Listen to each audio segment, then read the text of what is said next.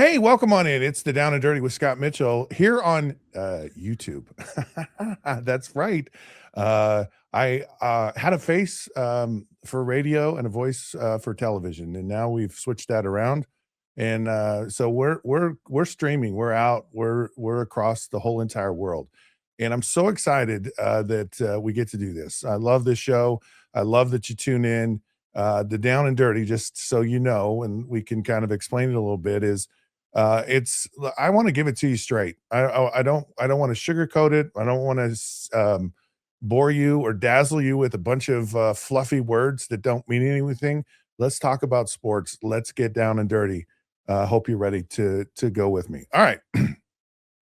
So we're going to start off this first segment, and it's the hot headlines, and we love the hot headlines of the day. A lot of amazing things are actually going on in the world of sports and just the world in general. But this is a sports show, so we're going to keep it to sports. And I have to bring this up because it made me chuckle, and I'm trying to understand how this is a problem. So Matt Khalil, of course, he in his divorce with his ex-wife, I guess he's filed a lawsuit allegedly claiming that his wife is defaming and making life somewhat. Um, he's getting a bad rap apparently from his ex-wife, who's gone publicly about their relationship and the intimate part of their relationship. And so I'm like, well, is this really a problem? Now what it is, and I'm gonna try to talk about this as delicately as I possibly can.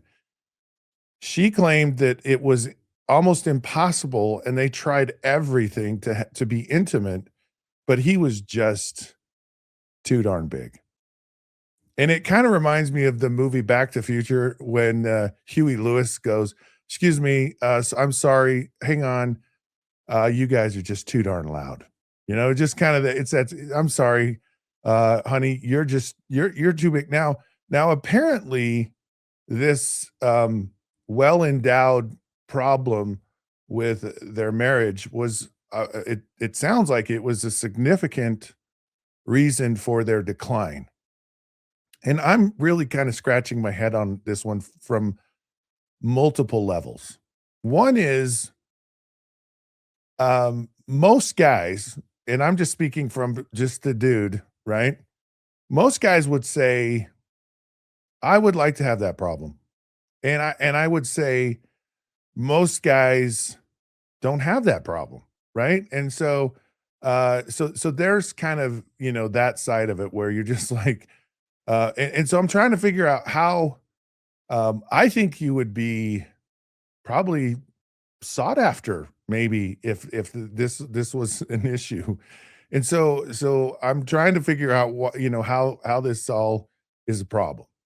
Now, I spent 12 years in the NFL, and I don't know if they shower anymore.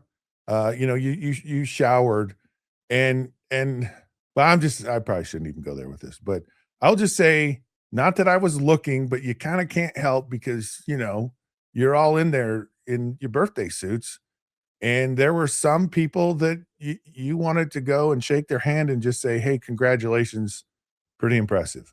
But most people, it's like not the case. And so I don't know, I got a chuckle out of this today when I saw this. I thought it was funny. It's certainly one of those hot headlines, and I hope they resolve their differences in an amicable way, and that no one is injured moving forward, figuratively or literally. We'll see how it goes. Okay, I got to talk about the transfer portal, and it's kind of maddening, and we all say that, so like it's kind of Captain Obvious when you say, "Yeah, the transfer portal is maddening." And it's like, no, no, no, it's like really maddening. And I can't wrap my brain around it. I can't I can't fault the players for wanting to do this, but I just don't see how anyone can say that this is even remotely good, healthy, or possible. Now, where it's so maddening to me is I'm gonna take a place like allegedly a school in Texas, I believe Texas Tech, has offered, the quarterback, Brendan Sorsby, it's just a ridiculous amount of money. And I'm trying to figure out, like, is this really sustainable every year? Because there are reports, and I've heard reports Texas Tech, is 20,000,000, 30,000,000. I've heard reports up to $55,000,000 to get the team they got. It was something that I was very interested in. I wanted to see, I wanted to watch it, and would it pay off? And it did to a certain extent. I mean, you look at Oregon, you look at Indiana, you look at, pretty much every team. Ole Miss, has made a huge splash in the transfer portal. I mean, Indiana is basically, turning over its roster every year. They're just saying, "We're going in the transfer portal mode." Now it'll be interesting how much they're impacted because they're in the playoffs now, probably gonna play for the national championship, and so I don't think they're behind, but it's like, they're juggling a lot of balls in the air right now, playing football, trying to get the transfer portals, their classes signed, all that stuff. Don't have really a lot of coaching changes per se right now, but there's a lot going on, and so the teams, Oregon, they're a team that's heavy in the portal every year, and so you look at the four teams in the finals, and you go, yeah, it's a path. It's not gonna necessarily win you a championship. Oregon's been doing it now for some time, and they were competitive right out of the chutes, going to the Big Ten. So, it clearly works, but how long does it work? And how long before it just gets insanely out of control?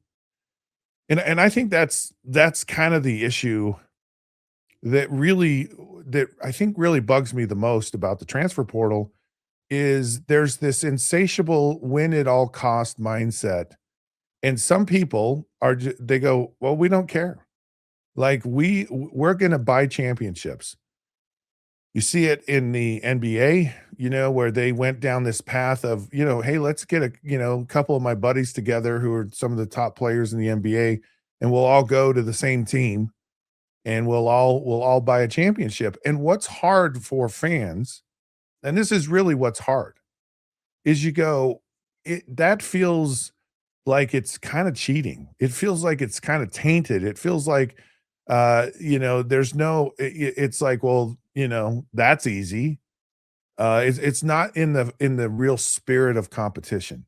Now you could also argue that the SEC kinda having a stranglehold on college football because all the players wanted to go to the top schools, Georgia, Alabama, and it was just like, okay, every year, 'cause and college football got boring watching that.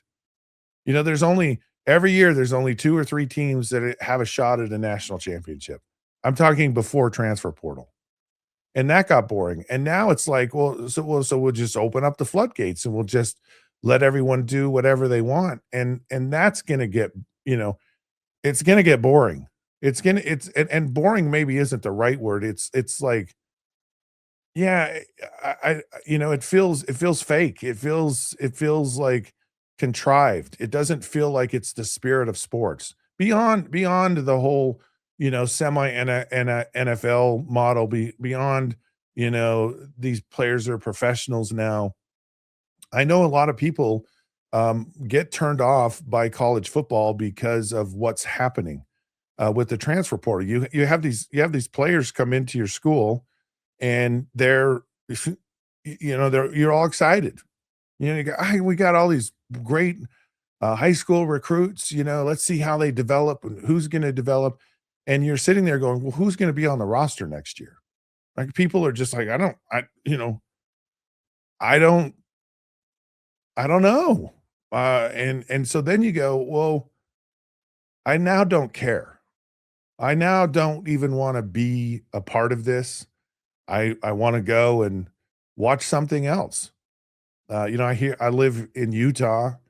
and I have really good friends, and I'm very tied to the University of Utah, and so I talk to these people, and they go, I'll tell you what's exciting is the Utah Mammoth.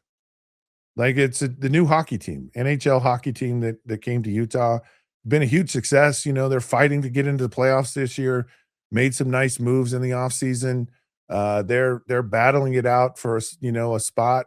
In fact, yesterday it was announced that they're going to have the Winter Classic in 2027, which is in a year. So that we know where they play the outdoor hockey NHL hockey match, or game, which is super exciting. It's at the University of Utah at Rice Eccles Stadium, which is where they had the 2002 Winter Olympic opening ceremony.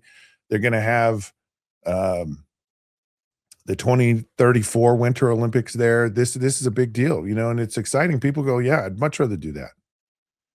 And I don't know how you fix it, but here's what's so crazy about the transfer portal to me. I mean, aside from it's just like, yeah, you can buy a championship. I mean, it's still competitive. It doesn't guarantee you're going to get a championship. Texas Tech has said, look, we're going to continue to put resources into this.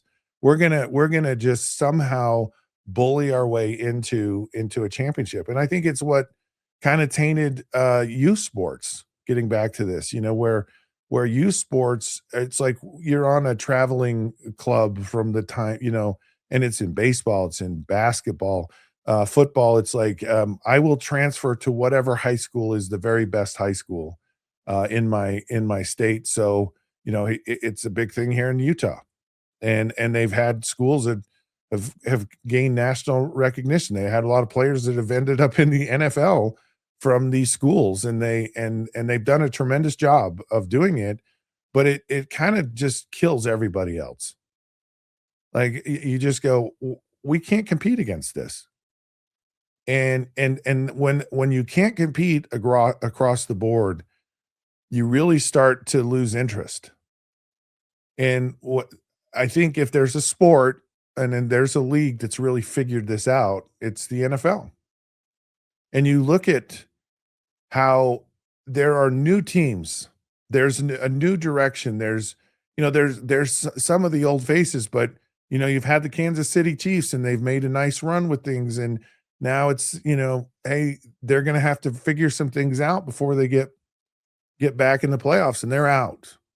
But there's some exciting. I mean, the Jacksonville Jaguars. Like, who thought that? You look at the San Diego slash Los Angeles Chargers, and they're in it, and the Broncos are now in it, and some of these teams. You look at Seattle, they're in it, and Detroit, who was there a few years ago, is not, and that's awesome. But this transfer portal, this way of college football today, is very short-sighted. It's a small group of people that really even have a shot to win, and it's creating massive disinterest. Massive disinterest. I mean, you have, I'll just take the University of Utah, which is where I am. You have like, I was looking at the roster, and some of their best players, they're in the portal. Now, here's the crazy part. Some of them might come back. And if you're a player, and let's say, even if you're the best player on the team, now, of course, here, this Kyle Whittingham, of course, longtime coach at the University of Utah, is now at Michigan. And he's taken coaches, he's taken players. Well, we don't know if he's taken players, but he's dealing with the same thing. Bryce Underwood, young promising quarterback at Michigan. He goes out in the portal, but then he kind of comes back. And I know how crazy, and this is part of the crazy part.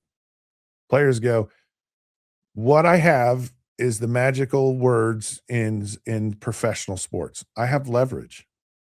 Having the ability to just go, I can go out into the portal at any time.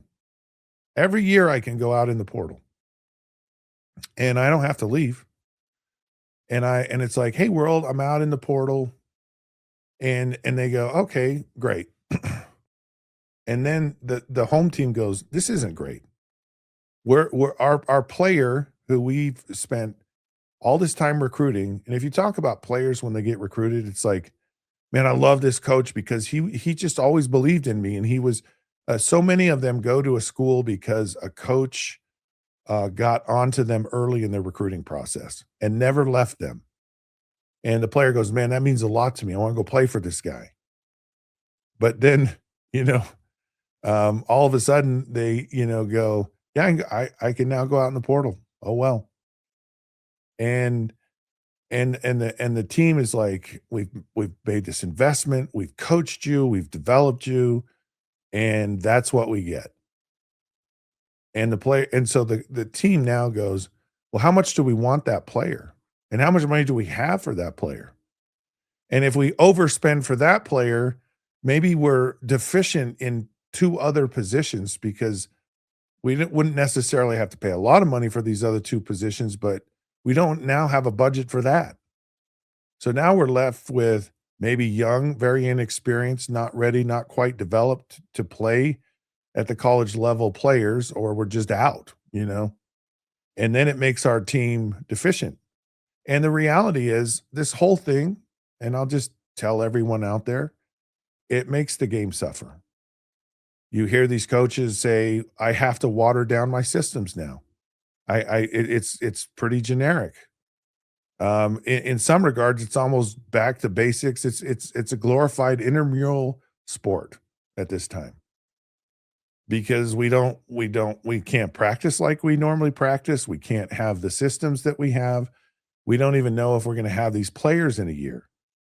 And now then, it's like Deion Sanders at Colorado. He's got a great draw, but him alone and a draw is not enough to win, and he hasn't won. And it's he's a guy that could bring people in and should win. And yet it's still really hard when you're constantly turning over your roster, when you have to overpay for a player and you get, or you underpay, or you get someone you don't really want, and you've overpaid to keep them, or to keep someone, or to go get someone because you're desperate and they don't work out. I mean, the other side of this is injuries happen. And if you can't have depth on your team to mitigate the attrition that just normally happens, you're dead in the water. You look at some of the teams like Kansas State, who felt like they were going to be there. There's just some of these teams that just injuries, just really depleted these teams over time. And the ones that kind of managed it, BYU was great. They didn't really have a lot of attrition throughout the year, and it really helped them. And there's just in a conference like the Big 12, when everything is so close as far as the talent level, just every little thing, matters and makes a difference. But so you're this player, you go out in the transfer portal, and then you go, "Yeah, I'll come back." Or you have other schools who go, "We're gonna jack up the price for this guy. We know he's not gonna leave his school, but they're our competition, so we'll just offer more and a more." And they go, "Yeah." So they go to the guy and they offer him, "Oh, we'll pay you, this." And he goes, "Okay, well, I'll take that." And they go, "Well, we can't really do this, but we can do this." There's no rules. There's no negotiation. There's no nothing. And it's literally impossible for a team to plan, to develop, to do anything. I mean, it's the most insane, crazy thing that's going on in sports, and we're okay with it. And I don't get that. I seriously, seriously, do not get that. Today, another hot headline today. Miami Dolphins have fired, their head coach, Mike McDaniel, after 4 seasons. He went, 35-33, so he's above 500. Um, Mike McDaniel, to me, has been just a fascinating, figure, and I love his story. He talked about how he'd had this tremendous opportunity in the NFL and kinda blew it, with his personal choices, and just vowed that he would never go back to that, and it looks like that's the case. And he's he's not what you would say from an appearance standpoint, and even kind of his demeanor. in press conferences. At first, I kind of rolled my eyes and go, where did this guy come from? And then he kind of grew on me, and I really started, because I have an affection for the Miami Dolphins. That's the team that drafted me, and it's always meant a tremendous amount to me. And of course, I was coached by Don Shula, a legendary coach, and was and had great teammates, and Dan Marino was it was awesome to be a part of that. And every day and every meeting, um, Don Shula sat on one side of me, Dan Marino sat on the other side of me, and it was just being taught by the gods. I mean, really, it was incredible. So it's always had a place for me. So I always kind of follow the Dolphins, and I'm always kind of cheering for them. Troy Aikman apparently is going to save the day for the Dolphins and find a new GM for him. But Mike McDaniel really felt like, man, this is the hot new. This guy's really going to go somewhere. Coach, and for whatever reason, it just kind of fell apart. And really the reason, and it's unfortunate, most situations, it's just about the quarterback. And for whatever reason, and I think a lot of the reason was, I think the concussions with Tua was a big issue, and probably a lingering issue, and injuries and stuff. And then he starts feeling the heat of, okay, the grace period for you, former first round pick, is over. Like, you've gotta, you know, uh, you gotta do something. And so now you start hearing Tua kind of say things publicly he probably shouldn't have, and acting a little bit different than maybe he should. There's one thing, that, you know, you can play quarterback in the National Football League. You gotta be authentic to who you are. And every guy doesn't have to be the same way. You can be, but you gotta be you. You gotta be authentic. And I think the authentic part of Tua maybe got lost a little bit. Felt that way from the outside, just my opinion or whatever. So Mike McDaniel's gone. And wow, an interesting thing.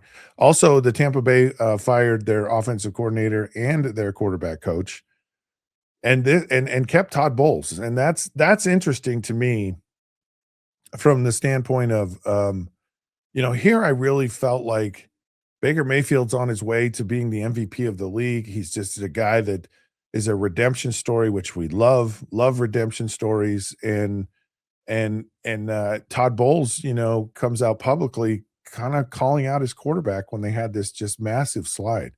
I mean, if you can't win the NFC South, something's wrong with you. I mean, I believe the team that won it was barely above 500, or they were under 500, or right around 500. What does it matter?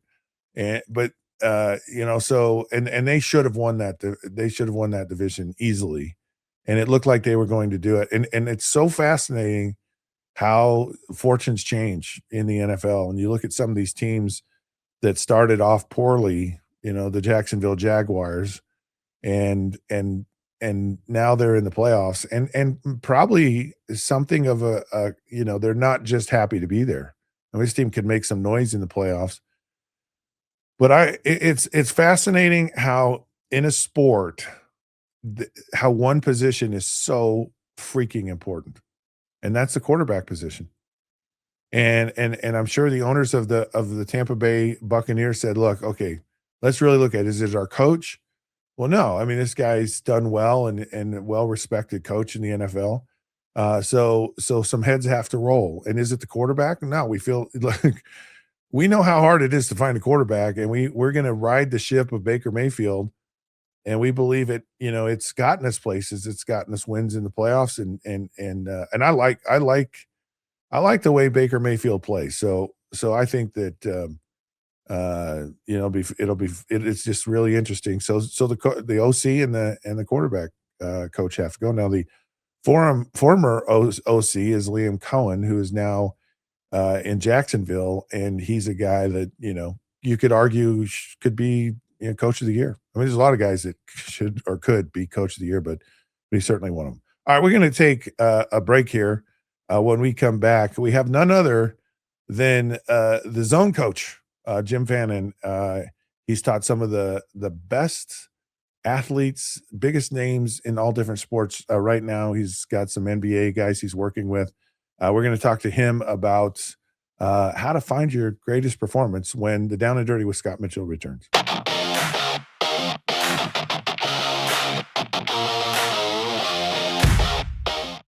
For 75 years, Nalgene Outdoor has been your trusted companion, fueling adventures and helping protect the planet. We're committed to reducing waste, improving access to clean water, and providing simple, safe, and sustainable products for you and your family. No gimmicks, just durable, well-designed bottles built to last. Join us in our mission to amplify life, not complicate it. Because at Nalgene, what goes into our bottles matters as much as the adventures they fuel. Explore more at nalgene.com. That's NALGENE.com.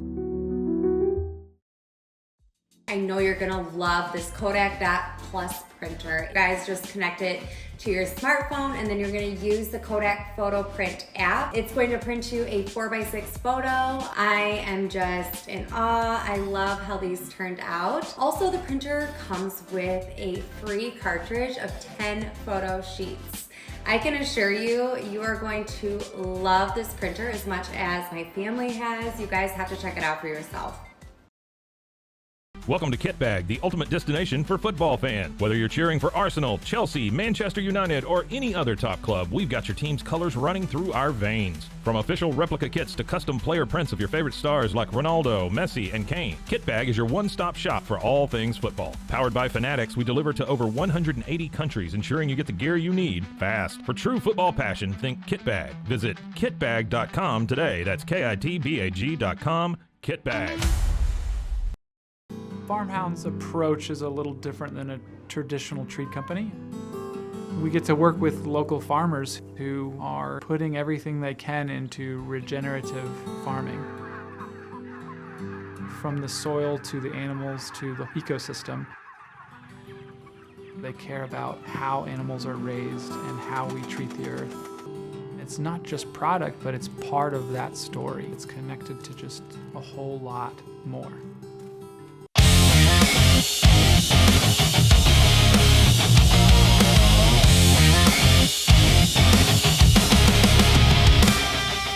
Hey, everybody, welcome back. It is the Down and Dirty with Scott Mitchell here on YouTube. It's fun to say. And so excited to be here with you and to share this really with the world. So for me, it's about getting down and dirty with sports. It's my take on it from a player who played professional football, someone who's been around sports pretty much my entire life. In fact, when I was born, my dad made sure I went home with a football. So I've had a football in my hand my whole entire life. Of course, joining the show right now is none other than the zone coach, Jim Fannin, who has really coached around the world some of the greatest athletes, the greatest companies, the greatest people in all of sports. And he basically, when I met Jim several years ago, it's been like 20 years ago or more, he was the first person to actually explain to me what I experienced as an athlete. And we talk so much about how athletics and really life is 90% mental and 10% physical. And we seem to spend all our time on the physical side of it and not enough on the mental. And so Jim is gracious enough to join us and get us all into the zone and living our best selves. Welcome to the show, Jim. How you doing? Happy New Year, Scott. I'm glad I'm here, and I'm excited about your YouTube channel. That's awesome. Yeah, thank you, and happy New Year to you as well. So one of the things, we talked earlier, and you're like, yeah, I'm coaching a bunch of NBA guys right now, and it got me to thinking, like, so you coach baseball players, you coach managers, baseball managers, NFL guys, a lot of professional golfers. You coach tennis, all the different sports, basketball. When you coach a player in different sport, how much is it different when you're actually coaching? Like how do you approach an NBA player versus like a Major League Baseball player? That's a great question. When I wake up, I do about 6,000 cell minutes a month, and it's very diverse. And I don't call my clients; they call me, and so they just come in. Hold on just a sec. You do 6,000 cell minutes. How long? A month? On my phone. So you just live on your phone? Yeah, without this, I'm out of business. I'm Wow, out of that's so crazy. I'm Okay, go on. I'm one of the only coaches, according to a couple of consultants that we've retained, that I give my clients 24/7 access. So I will start getting early morning calls, 6, 7 from around the world from Yeah. different athletes, but also companies before a big investor meeting. I'll get a call and help the guy get into a mental zone state. I'll be talking to NBA guys before the game, after the game. The manager of the Red Sox, I'll talk to him before the game, after the game. I'll talk to some clients within seconds before they're actually going up to bat. I've seen the guy on Really?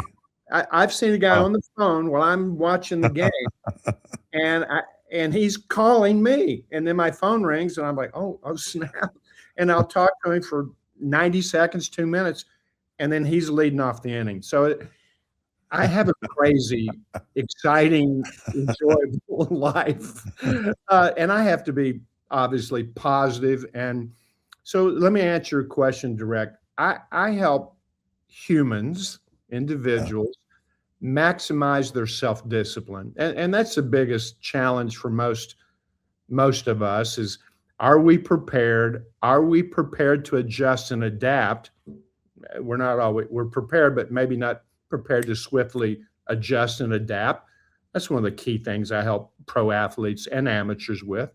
And then, do you evaluate with no emotion? Well, I suck is not an evaluation. You know, when they say that, I hang up on a few.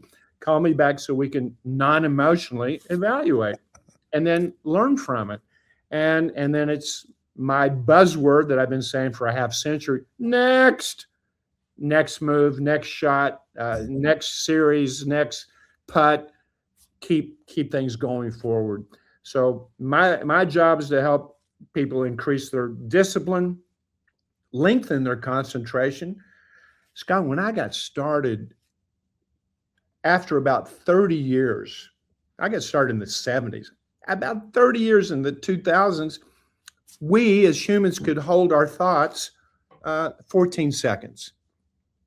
It's now down to 6 seconds. Really? Thank you, TikTok. Wow. You get on TikTok and you're swiping, and an hour went by, and I've laughed a couple of times, but I'm glazed over. It's definitely changing everybody how we think. I'm with my granddaughter, 2 years old. She just turned 2 at the end of December, and I'm at their home, my daughter and son-in-law's home, and my granddaughter goes, "Alexa, I want this at this volume." She's 2. Her first words are talking to Alexa, and I'm like, what is happening? So this AI and all that, the world is definitely changing. But I'll tell you what hasn't changed. If you don't manage your thoughts, Yeah. then you're not going to be able to manage your results. So it's garbage in, garbage out. It's that simple. And my role is to put everybody on a mental diet. I'm not giving you stuff to do to add. I'm giving you stuff to do to subtract. Most people got 2,000 or 3,000 thoughts a day. I want you at 1,200. Well, what am I reducing? Every thought that doesn't serve you, your family well, or your team. So Those thoughts got to go. yeah, and it's amazing what you do. It really is. And if anyone out there listening is interested, go to zonecoach.com. They'll do an evaluation, and it's a really cool process to kind of see where you are as far as being able to perform at your highest level. And one of the things that you talk about self-discipline and your thoughts. One of the things I've learned in my life, in athletics and just life in general, pretty much whatever I thought, I was right. And we have this powerful tool, our mind, greatest computer ever invented, and we just spend so little time taking care of it and really developing it, and it's almost exercising your brain to your greatest performance. And and I love this idea of next and next. And And when I watch sports, when I commentate on sports, to me, that's the most fascinating part of it, is watching this ebb and flow of emotion or momentum that happens. And you can feel it leave the building when momentum shifts, and how it's so hard to get it back when you actually lose it. You know, you take a team like Seattle in the playoffs, and they're jacked up in Seattle. They've been jacked up for the whole 12 months with their Mariners, doing so well, and with Cal Riley there, the catcher, doing Yeah. so well, and now here the Seahawks are doing well. But the key is, can a team be in a zone state? And that's what you're talking about. And every thought can be measured on a machine in the hospital called an encephalograph. So I can hook you up and zzz, zzz, zzz, zzz, that if it's like that You don't want to hook me up, Jim. that's not positive. So every thought, therefore, is an action, and we know in physics, for every action there's a reaction. Yeah. So a team and their crowd can have this high expectation, this high vibe, and it is palpable. You can feel it. You can even watch it on TV and go, they're going to win. I can feel it. They're going to lose. You can see it unfold. And Scott, you're so experienced and such an excellent athlete. You can see it in real time, and he should be taking a timeout. He should be doing this, because it's palpable, this collective energy. But your family also has a score level. You have one, the family has one, and when all five of those, right behind me is 5 letters: self-discipline, concentration, optimism, relaxation, enjoyment. We all have these 5 markers. I discovered them in 1974, 1975. Thousands, tens of thousands of children have gone through this program. So it's got 50 years of analytics and experience. And right now, our country, our world is overthinking everything. We're in the past, we're in the future. Boys, young men in the 15 to 29 age group, they're overthinking. They won't look you in the eye long enough to discern eye color. They'll look down or they'll look away. They stay on their computer games too long. They go into the past, and they haven't been trained to do one thing: be a world-class decision maker. And I think that's the main role for all of us parents. Your kid is only as good as what she or he's going to think when you're not there. Your child, someone you love and you raise them from birth, they're only as good as what they think when mom and dad aren't there. And if they look around and defer to the peer group, Mom, you failed. Dad, you failed. I failed as a dad. If there's a line of cocaine on the table, my kid's 16, get your fanny up and leave. You're in the wrong place at the wrong time. Take your buddy with you. What if he doesn't go? You're going anyway. My kids were trained to do that, and most parents don't even want to talk about it. Well, I think we do need to talk about it, because my next door neighbor's dead from fentanyl. How did that happen? I loved her. She'd been in my house a million times. She was best friends with my daughter growing up. Goes off to Iowa, goes out and drinks, never wakes up again. Wow. Bad decision making, fatal decision making. And so that's my biggest concern right now, is helping young men, actually more than young women. They have a more maturity about it. My wife says we never catch up, and she might be right. She may be right, but we've got I'm to. calling for men. Like we need to get this together. So you touched on a few things, and it's powerful stuff. And just so people out there can grasp this, Jim's been studying this, has been involved in this for I mean, really back in the 70s. It's like 50 years.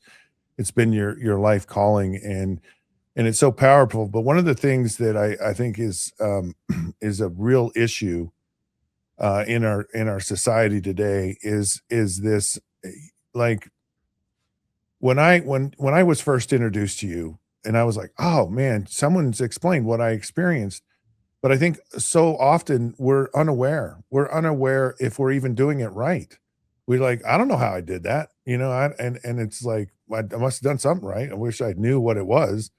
And then you do something wrong, and you're like, how did I do? There's not this awareness, and this is what's so beautiful about what you do is you just cut out all the BS, and you really get down to the things that are going to really impact your performance. And you, which I love, because it's not just about sports, and it is, it's so applicable in sports, but it's also about life, and which is way more important. But it's bringing awareness to yourself and understanding, I can monitor if I'm on the right path or if I'm not, or if I need a little bit more of this or a little bit less of that, or hey, you're right, you're right kind of where you need to be right now. And that's the beautiful thing. And I think that's the thing that everyone really misses, or so many people miss, is they don't know if they've done it or haven't. And it's so this Well, bringing awareness to yourself is huge. everybody watching and listening, I'm on the phone with yours truly, Mr. Scott Mitchell, and he brings on the phone with him Herman Moore, his great wide receiver.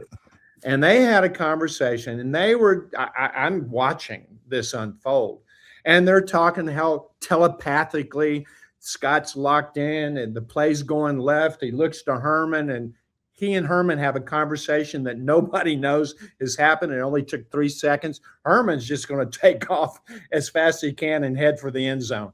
It's nothing fancy. It's not an out route. It's just take off and I'll get you the ball. And that's a play that's intuitive. And what I've learned, and you were so good at that, you and Herman, you were, like two peas in a pod psychologically. But can you be in that mindset with your spouse? Can you be locked in with your boss? Can you be locked in with your neighbors? Can you be in a zone state, not in a competitive sense, but can you be in that high zone state in everything you do? This is where super learning arrives. This is where super healing arrives. Scott, I had 3, not 1, not 2, 3 bulging discs. 2 of them I never knew I had. I don't even remember how I got them. They just said, I went in for one little disc. I couldn't walk. I fell. And they go, you got 2 more. When'd you do that? I go, I have no idea. Healing. They told me I had to be in bed for 2 weeks. They told me that I'm going to have to be convalescing and all that. I go, you don't know me. I'm out of here. And I walked out in a day with a cane, and in 7 days gave a speech to 500 people in Oak Brook, Illinois. It's all mental. Super healing, super learning, super performing. So being in a zone is not just for superstar athletes. I've cut my teeth on that. My reputation's on that. I get more joy helping a mom or helping a 3.5 tennis playing lady who's 50 who wants to win a national championship at her low level. What great joy. That gives me just as much joy as helping somebody win a Wimbledon title. So the zone is for all of us. And the other thing, when we think less, that's when the intuition that you were great at as a quarterback, when you lower your thoughts, it opens up psychic windows, intuitive, telepathy.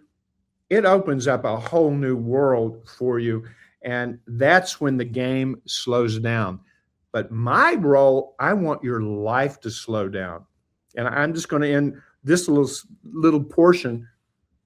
I know I'm going to die. I know it's going to happen because no one has escaped it. Okay. But if we all have an expiration date, what's the rush? What is the hurry? Slow down, everybody. And why are we overthinking? Most overthinking really comes from some trauma you've had, possibly back in grade school. Right. preschool. Yeah. We overthink. I'm here to say, no, I want you to think less, not more, but think accurately and be the best friend that you can be to you. I got 2 billionaires that called me in one day and go, will you coach me?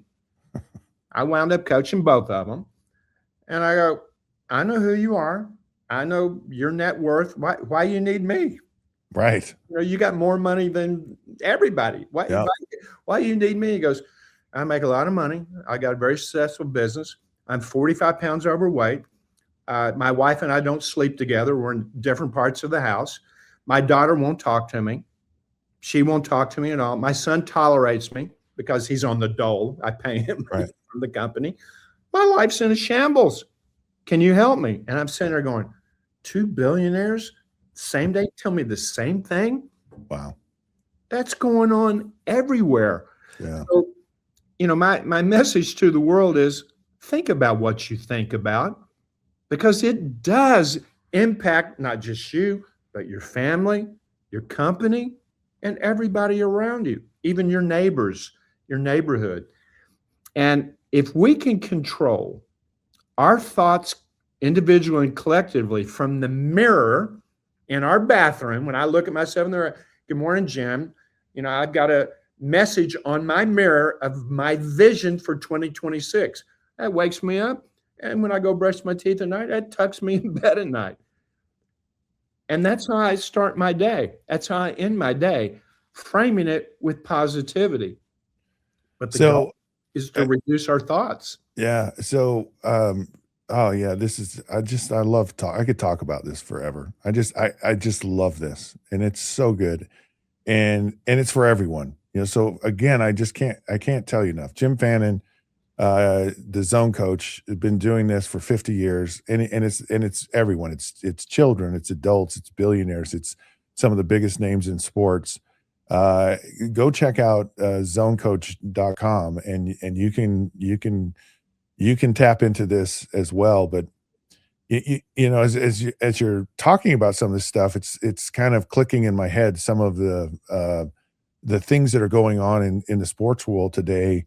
And you talk about overthinking or overreacting or making decisions. And I think about coaches, John Harbaugh, who has been an incredible coach for the Baltimore Ravens. 18 years. For whatever, they've decided that it's no longer his time. So because one of the things I found through what you've discovered is you talked about how your thoughts have a physiological impact on your performance. Like if you're weighed down by your thoughts, you're tense. You talk about your jaw being tight, and if your jaw's tight, you can't function at your highest level. Your body doesn't move the right way, and that's why you throw a ball and it sails out of bounds, or goes into the dirt, or you can't shoot a free throw without clanging it off the front of the rim or whatever. And so I think about these owners or even these coaches making decisions about players, and it's like, boy, if they really were armed with like the right mindset, they would have a better ability to really evaluate a coach in a situation and say, hey, wait a minute, I'm overreacting here, or and so I just got thinking about, these coaches and owners and even players, and they, you look at Sam Darnold, and he was garbage in New York, and now all of a sudden, he's got his team as the number 1 seed. He's in the MVP. Seattle, and he's at least in the conversation of MVP. He may yeah. not So yeah. So what do you say to these people? What you look at this, and is it how easily fixable is it? Because I just get tired every year of like, okay, there's a whole list of coaches that are getting fired. Let's talk about Harbaugh. Yeah. The one thing, the man or the team with the most constants in a game of variables prevails. And those are routines. You came from the great Don Shula. Yeah. You got many stories about his routine. On Tuesday, we do this.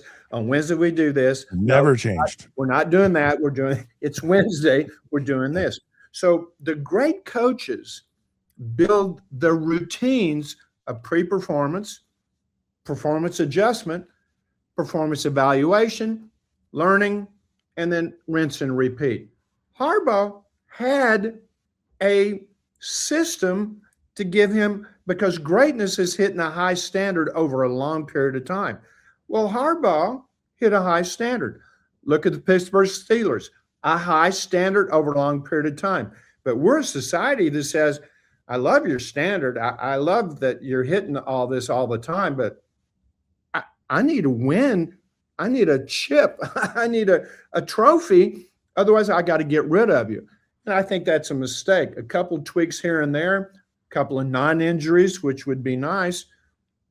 They could have won, but he's going to go to the Giants. He's going to go to Atlanta, and he's going to put in a system of routines that's going to help them hit a high standard over a long period of time. He is coveted. And if you look at McVay and you look at the people now that are getting their teams in the playoffs, look at Ben Johnson. He came in with a set of routines, gets the Bears some constants, because in Chicago, everything was a variable. And we panicked when we played Green Bay. Here we go again. Rodgers owns us, for a decade. It's all psychological. And these routines give people confidence. And here's what's cool about the great coach. Pick the routines up, put them on the bus, put them on the airplane, and you can take them to any venue in the world. It's the same routine. And routines give us confidence. But here's what I'm finding. I get to the arena and I put on my right shoe and then I put on my left shoe and maybe I have a cup of coffee. I got my physical routines. I'm in the batting cage. I'm getting ready. Right. I'm throwing the football, left-handed. Sorry, Scott. I'm throwing the ball. Get it right, Jim. I'm just putting the spin on it. I'm coming in and said, all those routines that you do technically and physically, fine. What are you thinking though? Yeah. Are you thinking in a negative way? Are you trying too much? TRY, to ruin yourself. The best in the world aren't trying. They look effortless. They make it look easy. Even Rodgers, love him, hate him, Hall of Famer, he makes it look easy. Easy. And that's what you did. You made quarterbacking look easy. You didn't try, you executed. And that's what I love about watching you perform and even talking to you about that. But here's what we all need. We need to get up positive, go to bed positive. We need to be mentally prepared before a sales presentation. All these routines, even making your bed in the morning, all of our athletes make the bed in the morning. We get on them. That starts your self-discipline day. Yeah, but I'm going to come back and nobody's here. What's the big difference? I said, it's discipline. Yeah. It takes you 5 minutes. So I think discipline is the biggest hurdle for most people. Concentration is probably next, but right in the middle of the word score is optimism. Most of us have our belief expectancy fluctuate, especially when expectations don't meet reality. That's when our self-esteem drops. That's when our confidence drops. That's when our expectation drops. That's our job at Zone Coach Consulting. Again, you can check us out at zonecoach.com. That's what we do. And Scott, that assessment, there's a leadership assessment, an academic, there's a sport assessment for every sport. There's like 30 assessments.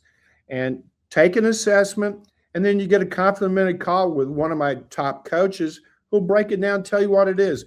So check it out.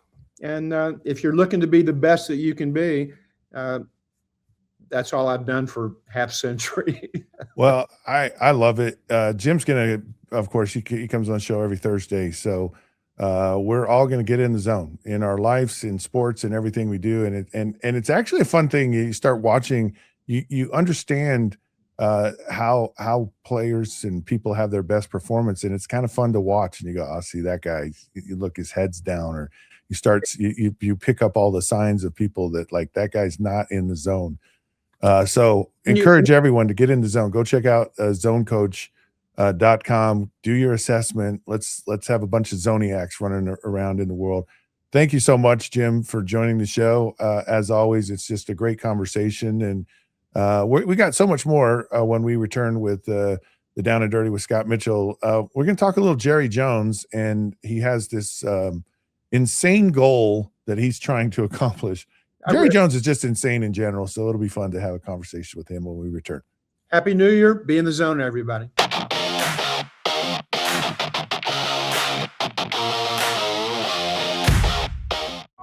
Circulon C1 Series Clad with Scratch Defense Non-Stick. The luxury and confidence of premium clad stainless steel meets Scratch Defense Extreme Non-Stick that won't scratch, ever. With an ultra-thick aluminum core for high-performance heating. Maximize cooking, minimize cleaning. Discover the unmatched durability and elegance of clad stainless steel. Scratch-free, worry-free, forever.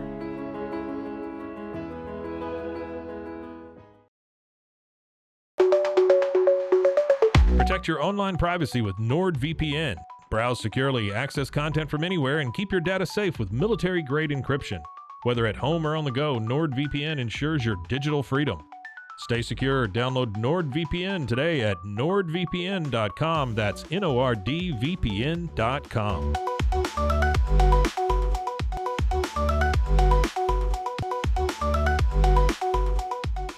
The grinder mentality that Randy and Brent Habert built into 44 Pro runs deep within our team. Every member shares a passion for the craft, the game, and most importantly, the player. When you step onto the field with a 44 Pro custom glove, you'll feel the difference. It's not just a glove, it's a 44 Pro. Crafted with dedication, made for performance, and built to last. Get your custom glove today at 44pro.com and experience the 44 Pro difference. That's 44pro.com, 44 Pro. At Mapiful, we believe in celebrating your journey, past, present, and future. Our unique personalized products are designed to boost your confidence, elevate creativity, and honor what matters most. From custom home decor to meaningful gifts, we help you cherish the memories that make you who you are.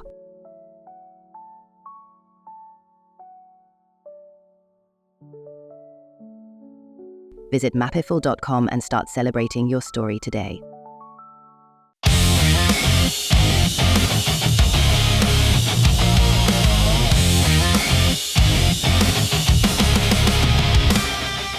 Hey, sports fans, welcome back. It is the Down and Dirty with Scott Mitchell here on YouTube. So fun to say. So fun to be here. Thank you for tuning in. As always, I really, really appreciate it. Okay, crazy stuff going on here with Mr. Drama.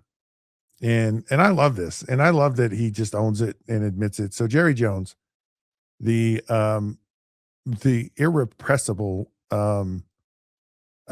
known, I guess, drama addict is maybe how you can say. He says, look, I like drama and I like to have it, and he's good at it, and he's kind of taken it all the way to the bank. Made the Dallas Cowboys one of the most valued sports franchises probably in the entire world, and it's a beautiful thing. Everyone knows Jerry Jones, everyone. And he's come out and he said, before I retire, I would like to win more Super Bowls. I guess individually, as well as a team. So, Martin Kelly, who's my producer, Martin, how are you today, by the way? Not too bad, Scott. Not too bad. How are we doing, man? Well, I'm doing good. So do you sleep in your Notre Dame hat? I'm just curious. No, Martin's how is Notre Dame, really quick before we get into Jerry Jones, how's Notre Dame doing in the transfer portal? So far, wouldn't say terrible. They haven't addressed too many spots that I think they should be addressing. Haven't gone after a wide receiver yet. Haven't gone after a running back yet, but are trying to beef up the offense, defensive line, and the secondary. Well, good. I hope everything turns out for your I fighting hope Irish. so too. I So hope, tell me about Jerry Jones. What's the deal with this? yeah, so I looked up the video, and of course, Jerry Jones loves being in front of the mic. I think he likes being in front of the mic more than he actually likes watching his team win games. Yeah. So he did a presser yesterday after they fired Matt Eberflus and had all of that stuff go down. Came out blatantly and said that he wants to be the owner with the most Super Bowl championship wins in NFL history. And of course, Robert Kraft, current owner of the New England Patriots, has 6. I forget the Pittsburgh, the Rooney family. Rooney family together has 5 Super Bowls. Obviously, the Hunt family down in Kansas City has 4 Super Bowls, considering they've owned the Kansas City Chiefs since the making a beginning. move. Yeah, so he wants to go the down. Cowboys have 5? 5 Super Bowls. So 2 in the they're one off 70s. they were one off as a team to tie the record. Yeah, 1 off to tie the record. They would need Pittsburgh has 6, right? Yes, Pittsburgh has 6, and New England has 6 As an organization. As an organization. So he wants to count the Roger Staubach Super Bowl He as an would- organization, right? Like it's not Well, when he's been a part of the organization, but the organization in general. So it's kind of his contribution. right. So how old is Jerry Jones? 83 years old. What? Jerry Yeah. Jones is that old? I did not know 83 Jerry years Jones was 83 years old. Think about it. He's Wow. been 30. It's been 30 years since they won one, and so he was 53 when they won in '95, and he bought the Dallas Cowboys in 1990. So he was under the age of 50 and young and energetic when he Is he bought the really? Cowboys. Wow. 48, 49 when he bought the Cowboys. Watched them win, and yeah, just been a bit of a dry spell, shall we say, since they won one. Okay, so he's got 1 to tie it as a franchise, Yes. and that would give him 3, and then he'd have to have 3 as an owner to get the record. Yeah, so he has 3 Is it- as an owner right now. If he wins one more, yes, it's sir. 4, and he would need 3 more to pass to tie Kraft, and need 4 more to pass Kraft. So Okay. I don't know how that's gonna happen, but Yeah, we'll like see. what? Like, oh. It's Jerry Jones being Jerry Jones. You know, Yeah, that's it almost it's like, okay, I like your enthusiasm. right. I love your enthusiasm. Is it heaped in like, I mean, it seems like maybe he should have tried sooner. Like, maybe a couple of decades ago. I mean, yeah, Tony Romo. Yeah, you've kind of, Dak Prescott's been good. I mean, they've had their opportunities at least to try, but I don't feel like the Cowboys have sniffed a Super Bowl since what, 1995 maybe. Yeah. I mean, yeah. So, or gosh, it'd be almost 1994, and Here's know- here's a crazy stat, Scott. Not to cut you off, but here's a crazy stat. I think If you just were- cut me off. But 15 of the 16 NFC teams have made it to the championship game before the Dallas Cowboys since 1995. That's Yeah. everybody besides the Cowboys. Like you go, wait a minute, Arizona's made it to an NFC title game. Yeah, they went to the Super Bowl and lost. yeah, Wait a minute, the Carolina Panthers have made it. Yeah, they went to the Super Bowl and lost. The Bears have made it. Yep, the Vikings have made it. The Lions have made it. Everybody has made it besides the Cowboys. well, I really now I'm kind of cheering for Jerry Jones, but I don't see it. I wish him the best. I'm shocked that he thinks this now. Again, to me, I have a hard time trusting anything Jerry Jones says after he said, I like drama. And so maybe this is just a way for him to create drama, because I just don't see the Cowboys close to a Super Bowl. I mean, unfortunately, I believe the Jaguars, who were close at one point, the Detroit Lions, I believe they played in the divisional round of the playoffs, but they haven't sniffed a Super. Come on, Lions, let's go. All right, we got to take a break. We'll come back for so much more here on the Down and Dirty. In fact, college football playoff starts tonight, and it's fascinating what has happened with the playoffs, and we'll take a look at the game, but we'll also kind of look at, hey, what's going on in general with the college football playoffs, and so much more when the Down and Dirty returns.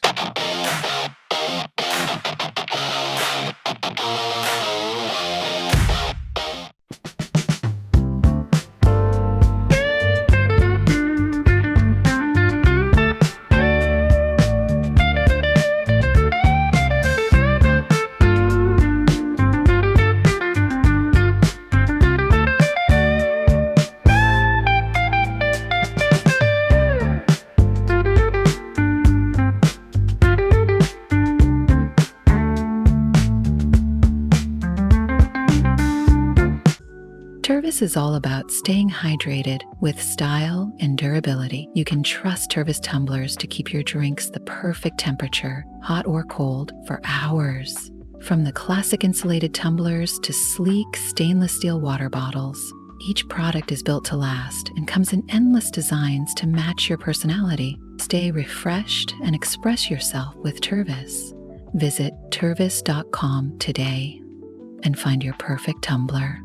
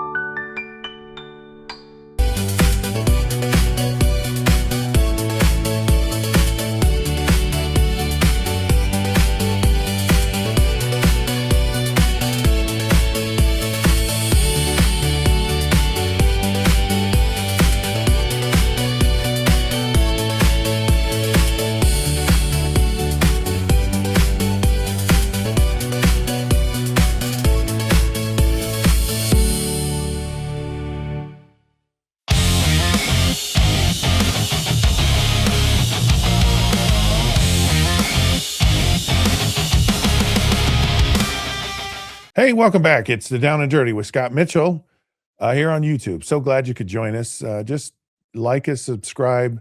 It helps us. Please. Please, thank you. And you're amazing. So thanks for tuning into the show. Having a good time today. It's crazy to think it's Thursday. And of course, they're taking advantage of as many time slots as they can for the college football playoffs. Of course, now, you're competing against the NFL.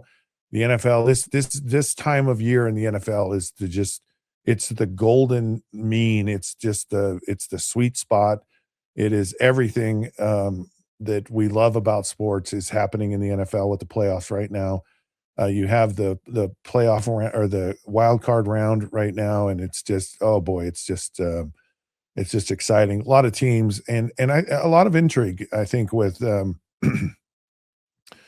with the NFL. It feels like there's kind of a shift about with the power and the teams that are really there. You kind of felt like it was the Eagles, and they've really had a rough patch. Of course, it's extremely hard to repeat in the NFL, and they're in it. So don't count out the Philadelphia Eagles. But a lot of new teams, I thought the 49ers were dead before the season started, and they were able to sign Brock Purdy to a Purdy contract. It's kind of funny. Brock actually has mentioned that he lives a very modest lifestyle, and good for him.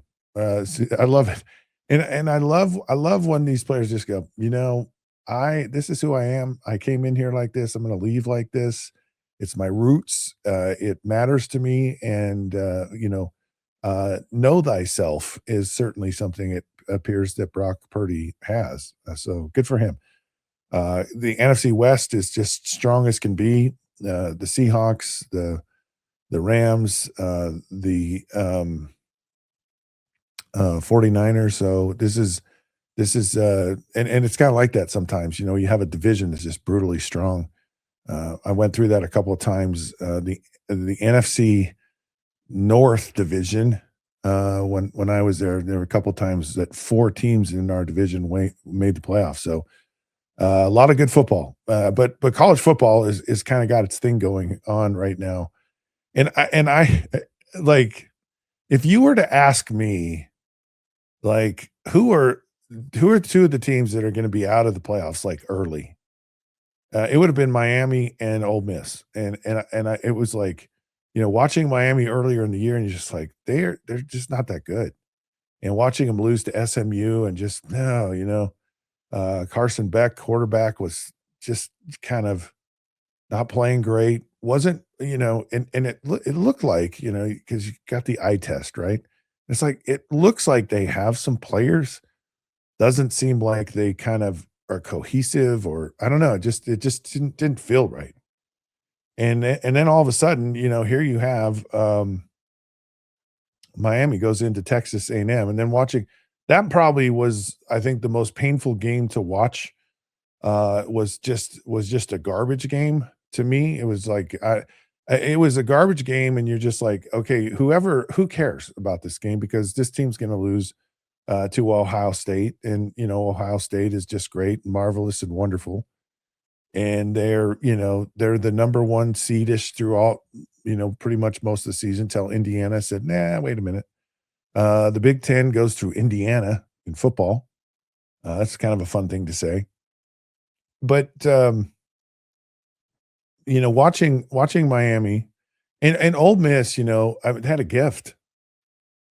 I think Ole Miss, Oregon had and has the best path to the college football championship. It was like almost a no-brainer, a gift. They were gifted into the semifinals.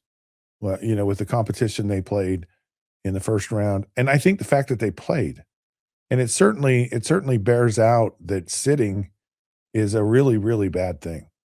And the last couple of years, and of course, we only have 2 years of data on this, but 7 of the 8 teams that had byes lost, and Indiana was the only one that didn't. And you wonder, you know, what's Indiana doing? Or maybe some of these other teams just were not very good, and our evaluation, our assessment, our subjective picking of these teams as the best teams in the country, maybe that's flawed a little bit. Who knows? But clearly, not having a bye in the college football playoffs is a good thing, and you see how that's happened.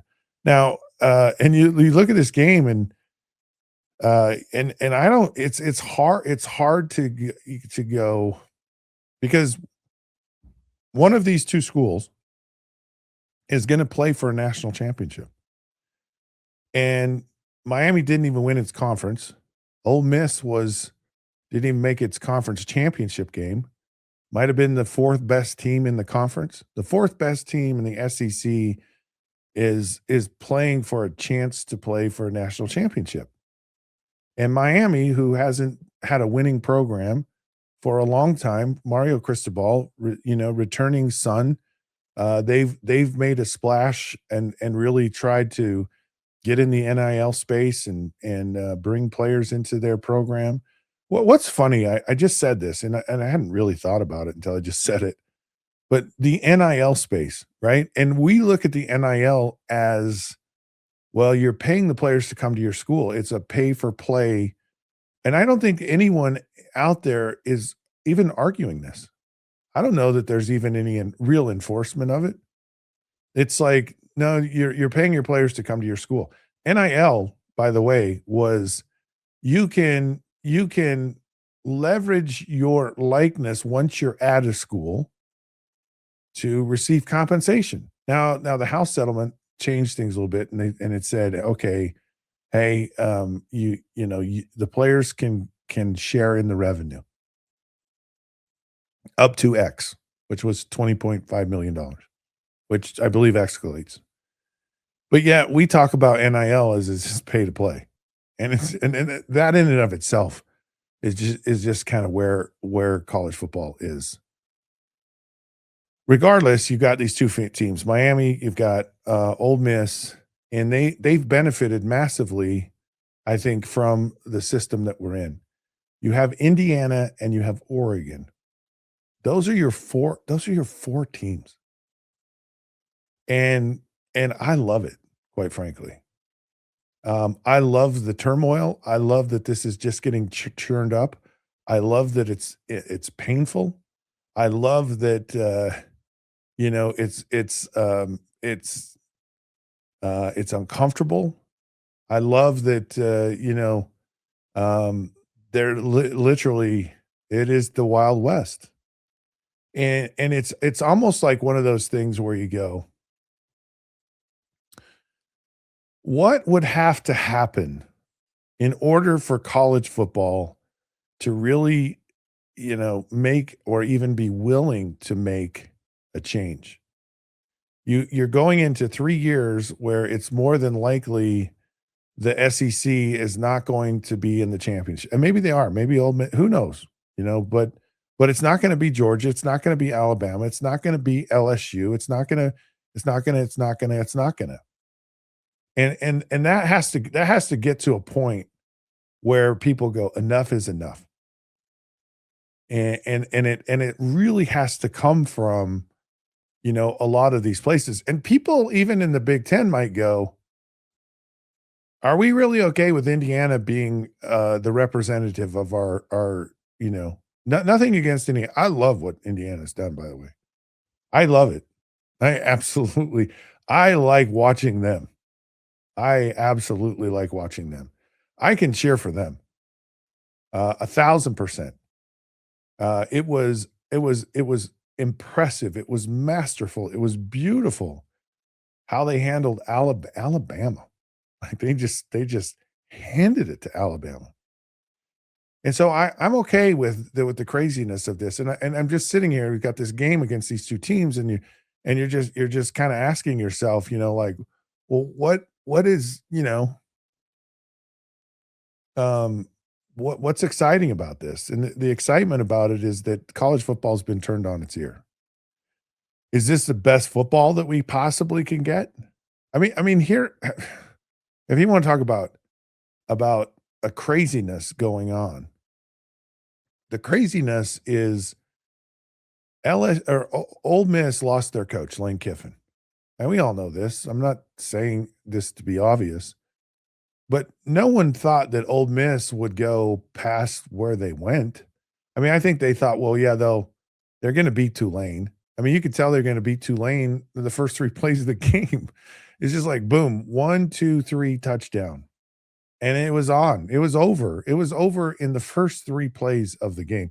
You could clearly see the athleticism was not even close to the same. And bless their hearts, at Tulane. Really, I mean, and for them, they're just like, we made it to the college football playoffs. I know my school, Utah, would love to say that. They would love to go and get in a game and lose in the college football playoffs. So good for them. But they had no business being there. And so here Ole Miss is now, in this this whole playoff thing without their coach. And I love it. I think it's great. I think it's wonderful.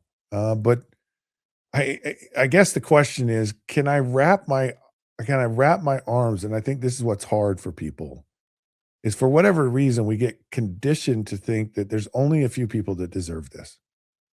And we really can't look at an outsider and go, yeah. I mean, really, Oregon is not like it's been a juggernaut for years. Miami, of all the schools, Miami's the only one that really has had any significance of national relevance, like for a pretty decent period of time. As one of the top, Miami was considered one of the top programs in the country for a long time. 80s, 90s, early 2000, they've kind of fallen off, but they've, Oregon's recent success, Indiana never, Ole Miss never, not on a national stage. So are we okay with that? Are we okay with Indiana being a part of what's great in college football? I mean, could you look at this and say, of these 4 teams, and just go, because I don't know that people really liked Miami when they were great. I think people, and Miami relished the role of like the bad guy, even when they were great. Like, they were the convicts. They had a way about them at the U. So I think it's hard now. Now the question is with this. So I can totally get behind, and I really hope Indiana wins. I love what Dan Lanning has done at Oregon. I love that Dan Lanning has said, it's a destination for me to be here. It's not a jumping off point to go somewhere else. I think it feels that way. I could be wrong. What if Alabama opens up here in a minute? Would he go to Alabama? Probably, but it might take an Alabama for him to move. It's not, it's not something like that. So, but so you look at these teams and it's like, who can you really get behind? And for me, it is Indiana. But you also look at the structure of, and the two teams that had the best seeding for the playoffs was Oregon and Ole Miss. So they had a bye, they had easy games, and having, I think, playing, kind of getting the kinks out, getting your legs behind, under you. One thing that is so important is this routine and just keeping it the same way and taking a long pause and putting Christmas in that pause, because I guarantee you that these coaches probably let these players go home for Christmas. So you have these players under your watchful tutelage, and then you go off, and they go, and you're just like, I hope nothing bad happens. I hope nothing bad happens. I hope that they, and so it's really hard as an athlete, because we're so used to the routine and the rhythm of everything. And then it's so hard. And you saw that with Ohio State, and you've really seen it with a lot of these teams over the course of time, where they just haven't been able to have it. They just haven't got it when they come back. I love Dan Lanning's approach to this, where he said, just finish it. And it's, again, it's such a common sense thing, right? Where you go, yeah, let's just have a continuation, like the NFL, like the NBA, and let's finish this thing before the end of the year. Let's finish it on New Year's Day. And by the way, that would probably make the Rose Bowl very happy, because that's what we want to do in our life, is to make the Rose Bowl happy. So I love that idea. And it, because this is going to change. No one's going to say, yeah, we like the playoffs will either expand and move to an earlier date, or they'll move to an earlier date and keep it how it is. Because I think if you kept it how it is, I don't think it's so bad to have 1 week off. Like you're because you have bye weeks all the time. And I think Dan Lanning even, get rid of conference championships, get rid of 2 byes. You got 1 bye, somewhere during the season, and then you get into these playoffs. And I'm sure you could structure it, because I love the bowl games being a part of the playoffs. And there's some great bowl games that aren't New Year's bowl games. There's the Holiday Bowl. Utah played in the Las Vegas Bowl. There's some bowl, I don't know if the Sun Bowl is, it's I think the Sun Bowl to me is the most I don't know, intriguing, interesting, even, like, how in the world does that thing, why is that a big bowl game? I mean, it's out in, it's almost in Mexico. It's in very, very West Texas, El Paso. Used to be part of my conference when I was in college.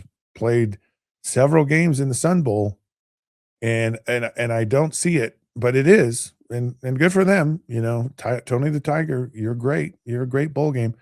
But okay. Anyways, my point is that you could still have your bowl season that's going to go along with the playoffs, but you would just maybe implement, because I know some of these schools really like, and believe me, I would love for my team to have a home playoff game. That would be exciting. But I think having a neutral site bowl game is even way more exciting. I think it makes those games, very important and relevant. One of the challenges that you kind of face, though, as a fan, is you go, which bowl games do we go to? Can we afford to go to all of them?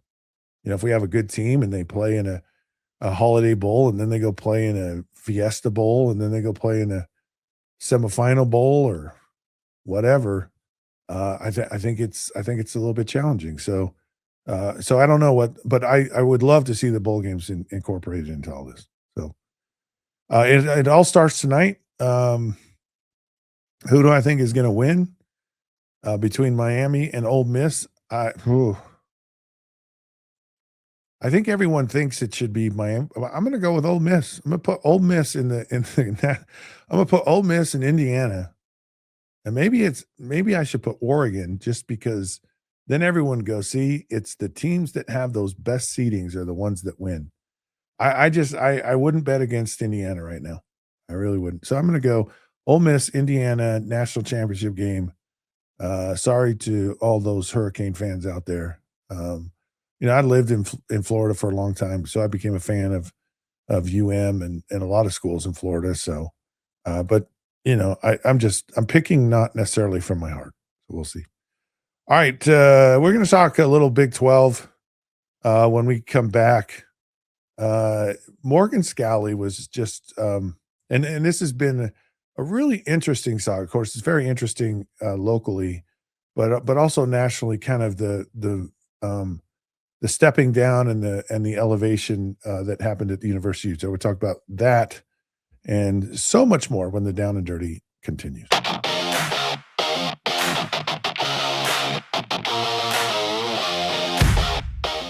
You probably get unwanted emails almost every single day. Overwhelmed by your inbox? Clean Email is here to help. Organize, clean, and manage your emails with powerful automation tools. Say goodbye to spam and clutter and enjoy a stress-free inbox. Try Clean Email today at cleanemail.com. That's CLEAN email.com.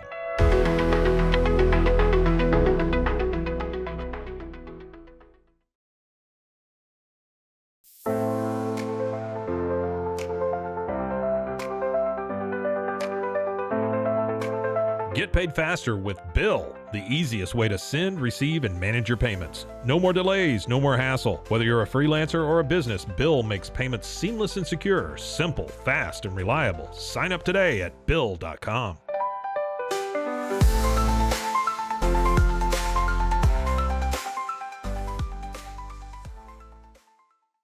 When you learn a language with Babbel, you start a journey that takes you further and further. Anytime and anywhere you wish. It's easy and fun. Broadens your horizons and keeps your brain fit. A journey into new thoughts, new cultures, new adventures. So what are you waiting for? Start your journey with Babbel now. Go to babbel.com or download the app. Have you ever wondered why so many pet parents are choosing to have virtual vet appointments? Online veterinary care is making it easier than ever to get expert advice for your pet. Our professionals are not only experts in managing urgent concerns, but also in providing top-notch preventative health care.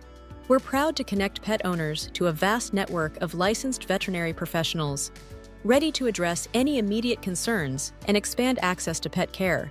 Book your first appointment today.